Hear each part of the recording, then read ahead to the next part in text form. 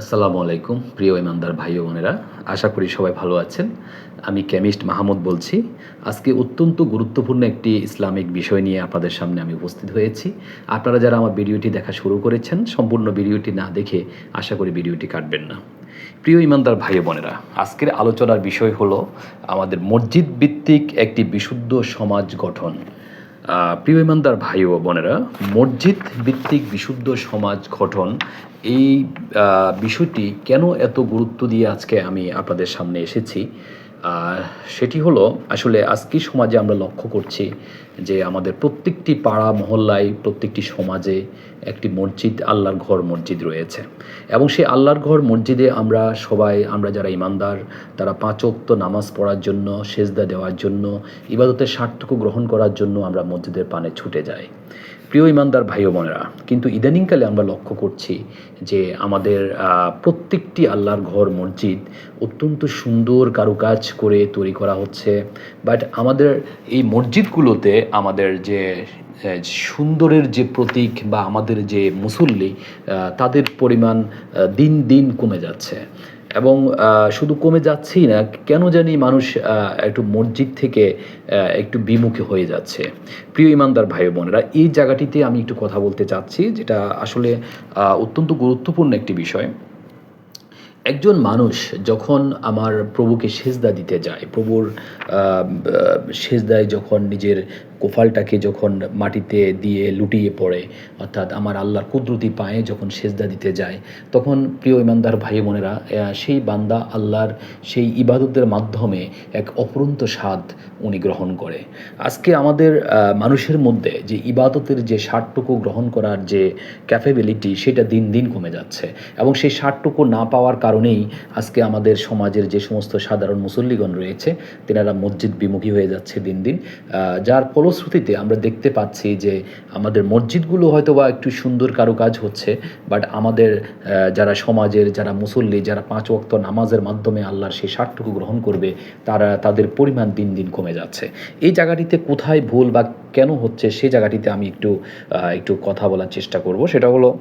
প্রিয় ইমানদার ভাই বোনেরা, প্রত্যেক মসজিদে আপনারা খেয়াল করবেন যে আমাদের মসজিদ রিলেটেড একটা কমিটি সব সময় থাকে। তো সেই কমিটির কার্যপ্রণালী থেকে শুরু করে সেই কমিটি একটা আল্লাহর ঘর মসজিদকে যখন প্রতিনিধিত্ব করে, সেই জায়গাটিতে আমার মনে হয় যদি কিছু কারেকশান আমরা নিয়ে আসতে পারি, তাহলে সেই জায়গাটিতে আমরা একটা বিশুদ্ধ সমাজ ভিত্তিক একটা মসজিদ আমরা পরিচালনা করতে পারি। প্রিয় ইমানদার ভাই বোনেরা, প্রত্যেক মসজিদেই একটা পরিচালনা কমিটি থাকে। সেই পরিচালনা কমিটিতে আমরা দেখতে পাই যে কেউ সভাপতি, কেউ সেক্রেটারি, কেউ কেশিয়ার, এই ধরনের দায়িত্ব নিয়ে ওনারা থাকেন। এবং ওনারা সেই আল্লাহর ঘর মসজিদের প্রতিনিধিত্ব করতে গিয়ে শুধুমাত্র মসজিদটাকেই ওনারা সুন্দরের যে বিষয়টি, সেই জায়গাটির উপরেই ওনারা একটু বেশি ফোকাস করে থাকেন। বাট এই যে মসজিদ কেন্দ্রিক যে সমাজ, অর্থাৎ সমাজের মধ্যে যে সমস্ত ইমানদার আমাদের ভাইয়েরা রয়েছেন, তাদের ইমানের যে বিষয়টি, সেই বিষয়টির উপরও একটু গুরুত্ব আরোপ আমার মনে হয় আমাদের এই মসজিদ কমিটির মাধ্যমে আমাদের একটু মনে হচ্ছে যে গ্যাপ হয়ে যাচ্ছে। তো সেই জায়গাটিতে আমি বলতে চাচ্ছি যে একটা মসজিদে আমরা যদি এই পদগুলোকে আমরা বিশেষ করে সভাপতি, সেক্রেটারি, এগুলো একটু অহংকারী একটু পদ হয়ে যায়। কারণ হলো আল্লাহর ঘর, এটি আল্লাহর ঘর, অহংকার করার মালিক একমাত্র আমার আল্লাহ। কিন্তু সেই জায়গাটিতে আমরা যখন প্রতিনিধিত্ব করতে যাই, সেখানে যখন আমরা কেউ সভাপতি, কেউ সেক্রেটারি হয়ে যায় একটা সমাজের, তখন নিজেদের ভিতরে একটা অহংকার বোধ কাজ করে। আর অহংকারটা আমার ইমানের যে জ্যোতি বা যে নূর, সেটাকে ধ্বংস করার জন্য সবচেয়ে বেশি দায়ী। যাই হোক, আমার মনে হয় এই জায়গাটিতে আমরা প্রথম একটা কারেকশান নিয়ে আসতে হবে যে আমরা যারা আল্লাহর ঘরের প্রতিনিধিত্ব করব, তাদের এই যে পদবিগুলো হবে, সেই পদবিগুলো হওয়া উচিত যে প্রধান খাদেম, সহযোগী খাদেম বা সহকারী খাদেম, অর্থাৎ ওনারা অত্যন্ত অহংকার বর্জিত একটা পদ নিয়ে যদি আমরা এই আল্লাহর ঘরটা পরিচালনা করি, এবং সেই পদগুলা যখন আমরা সৃষ্টি করব, সেই পদের যে রেসপন্সিবিলিটি, অর্থাৎ তাদের কাজগুলো কি থাকবে, তাদের কাজ শুধু আল্লাহর ঘর মসজিদকে শুধু টাইলস দিয়ে সুন্দর করা না, তাদের কাজ হবে যে পুরো সমাজ কেন্দ্রিক একটা কমিটি গঠন করা বা প্রতিনিধিত্ব তৈরি করা, যে সমাজের প্রত্যেকটা মানুষ, প্রত্যেকটা পরিবার, প্রত্যেকটা বাড়ির মধ্যে যে মানুষগুলো বসবাস করতেছে তাদের সমস্ত একেবারে সুখ দুঃখ থেকে শুরু করে তাদের খবরাখবর থেকে শুরু করে তাদের আচরণবিধি থেকে শুরু করে সব কিছুর একটা নিয়ন্ত্রণাধীন যদি আমরা একটা এসওপি, স্ট্যান্ডার্ড অপারেটিং প্রসিডিউরের মাধ্যমে যদি একটা সমাজে নিয়ে আসতে পারি, তাহলে আমার মনে হয় প্রত্যেকটা মানুষের যে ইমানের যে ৭৭টি শাখা, সেই জায়গাটিতে যদি আমরা কাজ করতে পারি, অর্থাৎ প্রথমে যদি আমরা আমাদের সমাজের প্রত্যেকটা মানুষকে যদি তার ইমানের যে জ্যোতিটুকু, ইমানের যে নূরটুকু, সেটা যদি আমরা সৃষ্টি করতে পারি, তাহলে এই মানুষগুলোই কিন্তু মসজিদে প্রতিদিন 5 ওয়াক্ত নামাজ পড়ার জন্য ছুটে আসবে এবং মসজিদটা পরিপূর্ণ হয়ে আল্লাহর ঘর মসজিদে তারা তাদের ইবাদতের একটা স্বাদ গ্রহণ করতে পারে। সেই জায়গাটিতে আমি কয়েকটি পয়েন্ট আপনাদের সামনে আজকে উল্লেখ করব, যে আমরা যদি সমাজে যদি 10টা বাড়ি নিয়ে একটা মসজিদ হয়, তাহলে সেই সমাজে প্রত্যেক বাড়িতে একজন করে যদি আমরা প্রতিনিধি সৃষ্টি করি, মসজিদ ভিত্তিক একজন প্রতিনিধি বা খাদেম যদি আমরা সিলেক্টেড করি, যে ওই মানুষটি ওই বাড়ির যে বসবাসরত যে মানুষগুলো রয়েছে প্রত্যেক মানুষের খবরাখবর থেকে শুরু করে তাদের একটা ডাটা এন্ট্রির মাধ্যমে তাদের দারিদ্রতা থেকে শুরু করে লেখাপড়া থেকে শুরু করে তাদের পারিবারিক সমস্যা সুবিধা অসুবিধা খবরাখবর থেকে শুরু করে প্রত্যেকটা জিনিস যদি উনি ওনার মাধ্যমে যদি মনিটরিং করে সেই খবরাখবরগুলো মসজিদ কেন্দ্রিক যদি একটু মেসেজটুকু পৌঁছানো যায়, অর্থাৎ তাহলে সমাজের মধ্যে কয়েকটা জিনিস আমরা করতে পারি। আমি পয়েন্ট আকারে একটু সংক্ষেপে আপনাদেরকে বলছি। যেমন আমরা সমাজে প্রত্যেক মানুষের ভিতরে আমরা প্রথমত আল্লাহ এবং নবীজির প্রতি একটা গভীর প্রেমের যে জ্যোতিটুকু সেটা সৃষ্টি করার স্বার্থে আমরা কিছু কার্যক্রম চালু করতে হবে। তার মধ্যে হতে পারে যেমন প্রত্যেকটা পরিবারের মধ্যে সদস্যগণের মধ্যে তাদের প্রত্যেকের একটা পারিবারিক বন্ডিং সৃষ্টি করার এগেনস্টে আমরা কাজ করতে পারি, বন্ডিং সৃষ্টি করার স্বার্থে আমরা কাজ করতে পারি। এবং সেখানে আমরা আরও কাজ করতে পারি, যেমন ধনী গরিবের যে ভারসাম্য, একটা বাড়িতে কিছু মানুষ আছে ধনী, কিছু মানুষ আছে গরিব, অর্থাৎ ওই বাড়িতে যে মানুষগুলো ধনী বা যারা গরিব রয়েছে তাদের মধ্যে যে ধনী গরিবের যে ভারসাম্য সেটা বৈষম্যটা দূরী করার জন্য আমরা সেখানে কিছু কাজ করতে পারি। অর্থাৎ ওই বাড়িতে যারা ধনী রয়েছি তারা গরিব মানুষগুলোকে সবসময় একটা সাহায্য সহযোগিতার আমরা হাত বাড়াতে পারি এবং তাদের একটা ডাটা এন্ট্রির মাধ্যমে তাদেরকে আমরা যে কোনো অনুষ্ঠানে, অর্থাৎ যে কোনো ধর্মীয় অনুষ্ঠানে তাদের পাশে গিয়ে আমরা দাঁড়াতে পারি। এবং সমাজে আমাদের যে সমস্ত গরিব ছাত্রছাত্রী রয়েছে, বিশেষ করে যারা লেখাপড়ায় বিভিন্ন তাদের শিক্ষা সামগ্রী ক্রয় করতে তাদের কষ্ট হচ্ছে, লেখাপড়া চালাতে কষ্ট হচ্ছে, তাদেরকে যদি আমরা একটা ডাটা এন্ট্রির মাধ্যমে মসজিদ কেন্দ্রিক একটা ফান্ডের মাধ্যমে যদি তাদেরকে আমরা লেখাপড়ায় একটু সহযোগিতা করি, তাহলে সমাজের গরিব ছাত্রছাত্রীগুলোও কিন্তু এখানে মসজিদ কেন্দ্রিক একটা বন্ডিংয়ের মধ্যে তারা চলে আসে। অর্থাৎ এখানে তারা তাদের লেখাপড়া যারা গরিব স্টুডেন্ট একটা ফান্ড থেকে তারা সহযোগিতা পাবে, মসজিদ কেন্দ্রিক বিভিন্ন ধরনের সহযোগিতা আমরা এখান থেকে দিতে পারি এবং তারা মসজিদের সাথে একটা সম্পর্ক তখন তাদের অটোমেটিকলি তাদের হয়ে যেতে পারে। এবং আরও জিনিস করা যেতে পারে, যেমন আমাদের সমাজে যারা বেকার যুবক রয়েছে, যাদের ব্যবসার পুঁজির অভাব রয়েছে বা চাকরি করতে পারছে না বা বিদেশ গমনে তাদের অর্থের সমস্যা, তো আমাদের একটা মসজিদ ভিত্তিক যদি আমাদের একটা সহযোগী ফান্ড আমরা আমাদের প্রতিনিধিত্ব মাধ্যমে যদি আমরা গঠন করতে পারি, তাদেরকে আমরা সমাজে বিভিন্ন ধরনের সাহায্য সহযোগিতার মাধ্যমে প্রত্যেকের সাথে প্রত্যেকের একটা প্রেমের বন্ডিং আমরা তৈরি করতে পারি। এবং সমাজে যে গরিব মানুষগুলো আছে তাদেরকে একটা চিকিৎসা সেবা, অর্থাৎ তারা অনেক সময় চিকিৎসার অভাবে মারা যায়, আমাদের যদি সেই ফান্ড থাকে একটা সহযোগী ফান্ড ধনী মানুষগুলোর, এই ফান্ড থেকে আমরা সমাজের গরিব মানুষগুলোকে আমরা চিকিৎসা সেবা দিতে পারি। এবং বিভিন্ন দুর্যোগ মুহূর্তে, যেমন করোনা ভাইরাস গিয়েছে, বিভিন্ন বন্যা, বিভিন্ন ধরনের দুর্যোগ, প্রাকৃতিক দুর্যোগে আমাদের যদি একটা সহযোগী মসজিদ ভিত্তিক ফান্ড থাকে, তাহলে এই প্রতিনিধিগুলোর মাধ্যমে আমরা আমাদের এই গরিব মানুষগুলোকে আমরা কি করতে পারি, আমাদের বিভিন্ন ধরনের সাহায্য সহযোগিতা আমরা প্রাকৃতিক প্রতিকূলে আমরা করতে পারি। এবং সমাজের গরিব মানুষগুলো যাদের ঘরের সমস্যা, ঘর নির্মাণ করে দিতে পারি, অথবা যাদের কেউ যদি কোনো একটা গরিব পরিবারে কেউ মৃত্যুবরণ করে, তার সমস্ত ভরণ পোষণ থেকে শুরু করে তার কাজটুকু আমরা এই ফান্ডের মাধ্যমে আমরা চালিয়ে যেতে পারি। এবং গরিব মানুষগুলোকে যারা বিভিন্ন ধরনের ছোটো ছোটো ব্যবসা করতে চায়, তাদেরকে আমরা সুদবিহীন, একেবারে সম্পূর্ণ সুদ ছাড়া একটা ঋণ আমরা দিতে পারি আমাদের সহযোগী ফান্ড থেকে, তাহলে তারা একটা ছোটোখাটো ব্যবসা করে তারা চলতে পারবে। এছাড়াও আমরা এই যে একটা, আমি যত যতগুলো কথা বললাম, সমাজের ধনী এবং গরিবের যে একটা বৈষম্য, আজকে বৈষম্য বিরোধী আন্দোলন আসলে এই জায়গাটিতেই কাজ করছে। অর্থাৎ আমরা ধনী গরিবের বৈষম্যটা যখন দূরীকরণের সমাজে বিভিন্ন প্রেমময়ী যখন কাজগুলো করতে থাকবো, সেবামূলক কাজগুলো করতে থাকবো, তখন মানুষের ভিতরে মানুষের একটা প্রেমের বন্ডিং তৈরি হবে। প্রত্যেকটা পরিবার থেকে গীবত সাকাত থেকে শুরু করে প্রত্যেকটা পরিবার থেকে তাদের যে বিষাক্ত যে সমস্ত তাদের অন্যায় যে কাজগুলো, চুরি ডাকাতি রাহাজানি হচ্ছে, সেগুলো অনেক কমে যাবে এবং তারা ইমানের যে জ্যোতি বা নূরটুকু তারা সেখানে প্রাপ্ত হবে।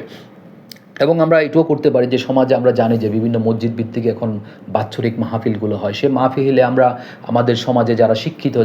যারা প্রতিষ্ঠিত লোক, তাদেরকে আমরা একটু সেলিব্রেট করতে পারি এবং সেলিব্রেটিংয়ের মাধ্যমে যারা আরও লেখাপড়া করছে বা প্রতিষ্ঠিত হওয়ার জন্য চেষ্টা করছে, ছোটো ছোটো বাচ্চারা, তারা উৎসাহিত হবে। এভাবে সমাজে আমরা বিভিন্ন ধরনের সুন্দর প্রেমময়ী কাজগুলো করে, হ্যাঁ, আমাদের একটা মসজিদ ভিত্তিক যদি আমরা একটা প্রতিনিধি আমরা তৈরি করি, সেক্ষেত্রে একটা সমাজ কিন্তু সুন্দর হয়ে যেতে পারে। এবং আমরা জানি যে এখন আমরা আসলে অনলাইন কেন্দ্রিক আমাদের কার্যক্রমগুলো আমরা আমাদের পৃথিবীর সাথে তাল মিলিয়ে আমরা এগিয়ে যাচ্ছি। সেখানে আমাদের স্টারলিংক আমাদের আসছে, আপনারা জানেন। আমরা সেই জায়গাটিতে যদি আমাদের এই যে কার্যক্রমগুলো আমি এতক্ষণ বললাম, এগুলোকে যদি আমরা একটু অনলাইন কেন্দ্রিক আমরা করতে পারি, যেমন সমাজে প্রত্যেক বাড়ির সকল সদস্যদের একটা মোবাইল নাম্বার থাকবে, তাদের একটা হোয়াটসঅ্যাপ গ্রুপ থাকবে। সমাজে প্রবাসীগণদের নিয়ে আমরা একটা ডাটা লিস্ট করতে পারি, তাদের একটা হোয়াটসঅ্যাপ গ্রুপ থাকবে এবং তাদের একটা সেখানে তাদের থেকে একটা ফান্ড কালেক্ট করার জন্য, তাদের সাথে সবসময় একটা যোগাযোগ মেনটেন করার জন্য তাদের একটা গ্রুপ থাকবে। সমাজে প্রত্যেকবারে নির্ধারিত খাদেমগণ তাদের এই অনলাইনের মাধ্যমে, অর্থাৎ মোবাইল অ্যাপস হোয়াটসঅ্যাপের মাধ্যমে সবার সাথে সবাই যোগাযোগ মেনটেন করতে পারে। এবং সমাজের মসজিদ ভিত্তিক খাদেমগণে যারা প্রতিনিধিত্ব করবে, তাদের একটা হোয়াটসঅ্যাপ গ্রুপ থাকতে পারে, তাদের একটা ডাটা লিস্ট থাকতে পারে। এবং সমাজের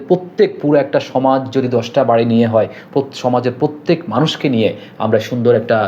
আমাদের একটা গ্রুপ করতে পারি, একটা ডাটা লিস্ট করতে পারি, একটা হোয়াটসঅ্যাপ গ্রুপ করতে পারি। অর্থাৎ ওই সমাজে যদি হঠাৎ করে কোনো বিপদ আপদ হয়, কোনো চুরি ডাকাতি হয় গভীর রাতে, আমরা যাতে সবার সাথে সবাই যোগাযোগ মেনটেন করে আমরা আমাদের সমাজের যে কোনো ক্ষতিকর প্রভাবে যাতে আমরা সবাই একসাথে আমরা সেখানে প্রতিবাদ করতে পারি। এভাবে আমরা সমাজের একটা সুন্দর ডাটা লিস্ট করতে পারি। এবং মসজিদ ভিত্তিকে আমাদের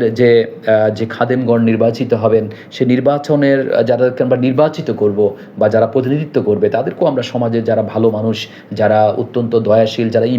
ইমানের জ্যোতিটুকু প্রাপ্ত, যারা ইমানদার, যাদেরকে মানুষ পছন্দ করে, হ্যাঁ, তাদেরকে একটা লিস্ট করে, তাদেরকে একটা প্রত্যেক বাড়িতে একজন করে যদি আমরা একটা স্ট্যান্ডার্ড মানুষকে যদি আমরা নির্বাচিত করে একটা সমাজের প্রতিনিধি আমরা তৈরি করে দিতে পারি, তাহলে তারা স্ট্যান্ডার্ড হয়ে যখন তারা তাদের কাজগুলো করবে, তখন সমাজে যারা অন্যান্য মানুষগুলো আছে, যারা স্যাম্পল, যারা খারাপ গুনাহের কাজে লিপ্ত, তারাও তারা ধীরে ধীরে তাদের স্ট্যান্ডার্ডের মধ্যে তারা চলে আসবে। এবং এই জন্য আমরা সমাজের মধ্যে বিশেষ করে প্রত্যেকটা মসজিদে আমাদের যারা ইসলামের প্রচারক হিসাবে যারা কাজ করেন, বিশেষ করে একজন ইমাম, একজন মুয়াজ্জেম এবং একজন খতিব, আমরা সাধারণত যারা প্রতিনিধি, যারা মসজিদ কমিটি, আমরা ওনাদেরকে নিয়োগ দিয়ে থাকি। এবং ওনাদের নিয়োগ দেওয়ার ক্ষেত্রেও আজকে ইসলামের যারা আজকে প্র্যাকটিস করতেছেন, যারা ইসলাম প্রচার করছেন, তাদের মধ্যেও আজকে প্রায় 73 দলভুক্ত হয়ে আজকে এক একজন এক এক দলমুখী হয়ে গিয়েছে। সেই জায়গাটিতেও যদি যারা প্রতিনিধিত্ব করছেন, তারা যদি একজন ইমাম বা একজন মুয়াজ্জিম বা একজন খতিব সিলেকশনের ক্ষেত্রে যদি আপনারা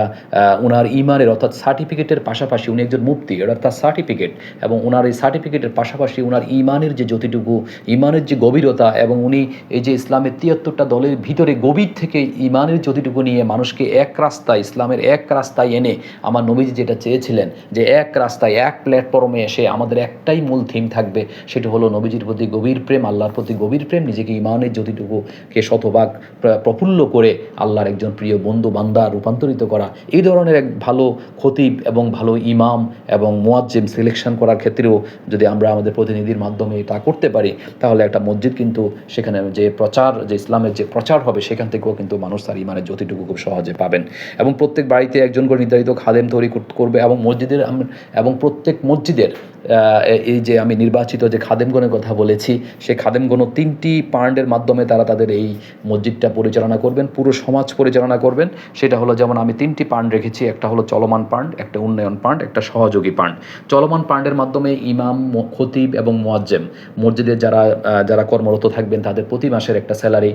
এই পার্টের মাধ্যমে সবসময় সমাজে যারা ধনী ব্যক্তি রয়েছেন তাদের একটা লিস্ট থাকবে, তারা প্রতি মাসে একটা নির্দিষ্ট ডোনেশনের মাধ্যমে এই চলমান পার্টটা চালিয়ে যাবেন। উন্নয়ন পার্ট হলো মসজিদ, মাদ্রাসা বা মসজিদের যদি কোনো ধরনের আপনাদের কোনো দোকানপাট থাকে অথবা কোনো জমি থাকে, ধান থাকে, এগুলো থেকে যে সমস্ত আয় আয়গুলো আসবে বা অথবা ধনী ব্যক্তিগণ যে ডোনেশনগুলো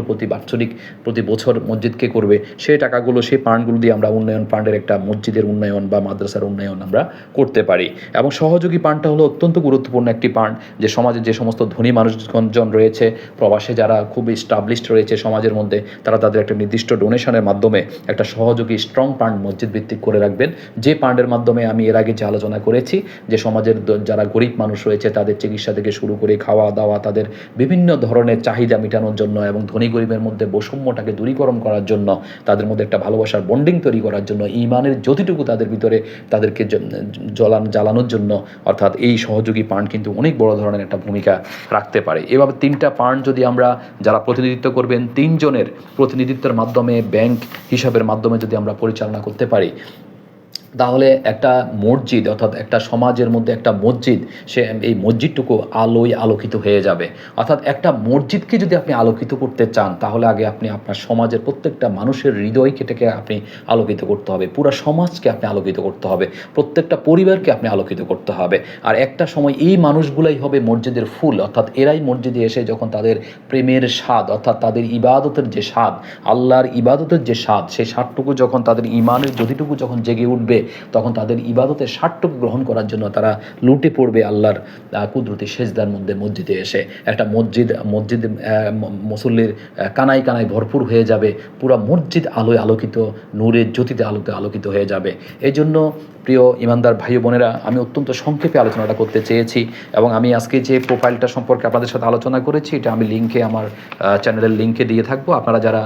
বাংলাদেশের বিভিন্ন মসজিদ আপনারা পরিচালনা করেন বিভিন্ন গ্রামে গঞ্জে, তারা আমার এই যে আমি যে প্রোফাইলটা আজকে আপনাদের সাথে আলোচনা করেছি, এটাকে ডাউনলোড দিয়ে এই ভিত্তিক অর্থাৎ একটা বিশুদ্ধ সমাজ ভিত্তিক একটা মসজিদ যদি আপনারা পরিচালনা করতে পারেন, তাহলে প্রত্যেকটা সমাজ যদি পরিবর্তন হয়ে যায়, তাহলে আমার প্রত্যেকটা গ্রাম পরিবর্তন হয়ে যাবে। প্রত্যেকটা গ্রাম যদি পরিবর্তন হয়ে যায়, প্রত্যেকটি সমাজ, প্রত্যেকটা জেলা পরিবর্তন হয়ে যাবে। প্রত্যেকটা জেলা যদি পরিবর্তন হয়ে যায়, একটা সময় আমার পুরো বাংলাদেশ পরিবর্তন হয়ে যাবে। আর বাংলাদেশ পরিবর্তন হওয়া মানে হলো আমাদের এক একটা দেশ যখন পরিবর্তন হয়ে যাবে, পুরো পৃথিবী সুন্দর হয়ে যাবে। প্রিয় ইমানদার ভাই বোনেরা, মসজিদ ভিত্তিক আমরা যদি আমাদের এই কার্যক্রমগুলো অর্থাৎ একটা বিশুদ্ধ সমাজ ভিত্তিক যদি একটা মসজিদ আমরা পরিচালনা করতে পারি, তাহলে আজকে আমাদের